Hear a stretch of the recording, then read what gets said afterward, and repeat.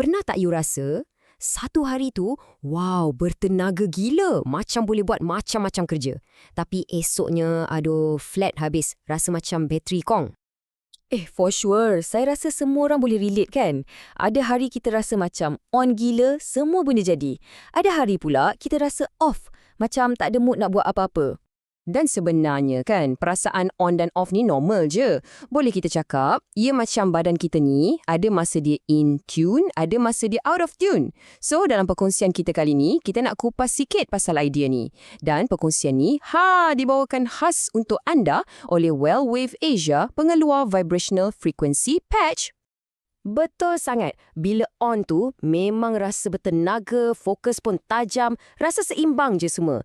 Tapi bila off, lesu, fikiran entah ke mana, serba tak kena dibuatnya. Kan? Soalan dia, kenapa jadi macam ni? Okey, jom kita cuba fahamkan. Untuk bagi senang faham, kita guna satu analogi yang best sikit. Cuba bayangkan, badan kita ni macam satu orkestra simfoni yang besar. Betul. Macam sebuah orkestra, badan kita kan ada banyak pemain. Sistem-sistem berbeza yang kena bekerjasama, kena ada harmoni. Sebenarnya, ramai pakar pun melihat tubuh kita ni sebagai satu sistem yang saling berkait, bukan bahagian-bahagian yang terasing. Wah, menarik analogi orkestra tu. Okey, kalau macam tu, kalau badan kita ni orkestra, apa yang paling penting untuk pastikan muzik yang terhasil tu sedap didengar, merdu gitu? Exactly. Kuncinya ialah harmoni. Dan harmoni inilah yang ramai pakar rujuk sebagai frekuensi atau irama semula jadi badan kita.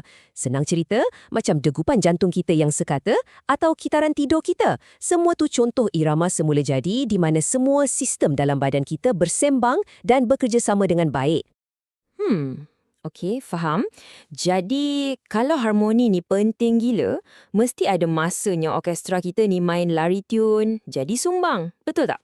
Betul sangat. Zaman sekarang ni, kehidupan moden kita ni boleh kata banyak sangat bunyi bising atau gangguan yang kacau harmoni semula jadi kita. Idea ni pun banyak dibincangkan oleh pakar-pakar bila mereka cakap pasal stres gaya hidup dan persekitaran. Dan semua faktor-faktor ni lah, stres, persekitaran, apa yang kita makan, semua ni boleh bebankan sistem badan kita. Bila dah terbeban, makin susahlah orkestra dalaman kita ni nak main ikut rentak yang betul kan? Tapi, berita baiknya, kita sebenarnya boleh jadi proaktif.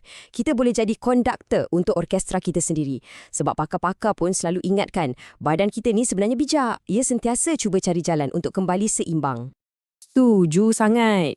Itulah gunanya kita kena dengar apa badan kita nak cakap kan.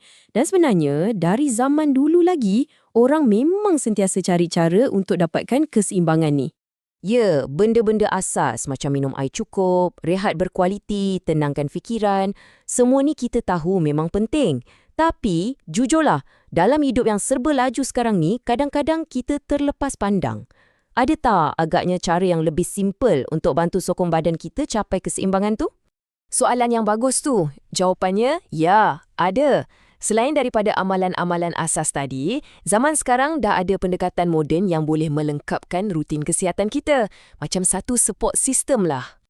So, persoalan dia sekarang, wujud ke satu cara yang mudah, yang tak invasif untuk bantu sokong harmoni semula jadi badan kita ni? Jom kita tengok. Inilah dia, memperkenalkan Vibrational Frequency Patch atau lebih mudah kita panggil VFP.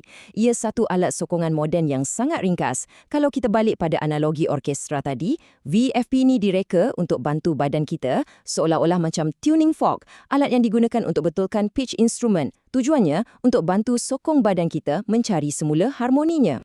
Wow, semudah tu je. Cuma tampal, nampak macam senang sangat nak masukkan dalam rutin harian. Tak kisahlah kita ni sibuk macam mana pun kan? Tepat sekali. Yang paling penting untuk kita faham, badan kita ni sentiasa berkomunikasi dengan kita. Dia bagi signal. Jadi, tugas kita sebenarnya adalah untuk sediakan persekitaran yang terbaik untuk dia, supaya dia boleh berfungsi pada tahap yang paling optimum. Jadi, soalan terakhir untuk anda. Dah bersedia ke untuk mula betul-betul mendengar dan menghargai simfoni dalam diri anda? Sebab jangan lupa, untuk dapatkan melodi yang paling indah, konduktornya adalah anda sendiri.